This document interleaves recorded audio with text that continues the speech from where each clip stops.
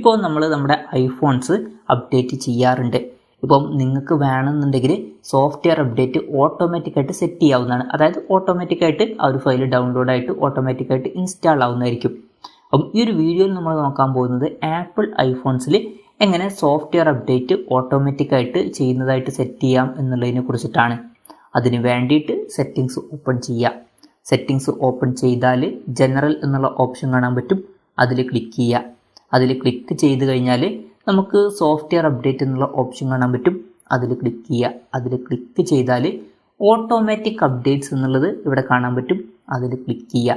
അതിൽ ക്ലിക്ക് ചെയ്തതിന് ശേഷം ഓട്ടോമാറ്റിക്കായിട്ട് അപ്ഡേറ്റ് ചെയ്യണം എന്നുണ്ടെങ്കിൽ ഇതിൽ നമുക്ക് iOS അപ്ഡേറ്റ്സ് എന്നുള്ള ഒരു ഓപ്ഷൻ കാണാൻ പറ്റും.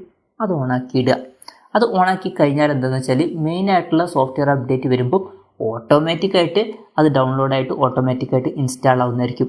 ഇനി ചെറിയ അപ്ഡേറ്റ്സ്, അതായത് സെക്യൂരിറ്റി, റെസ്പോൺസ്, സിസ്റ്റം ഫയൽസ്, ഇക്കാര്യങ്ങളും കൂടി ഓട്ടോമാറ്റിക്കായിട്ട് ഡൗൺലോഡ് ചെയ്യണമെന്നുണ്ടെങ്കിൽ ഇതും ഓണാക്കി കൊടുക്കാവുന്നതാണ്.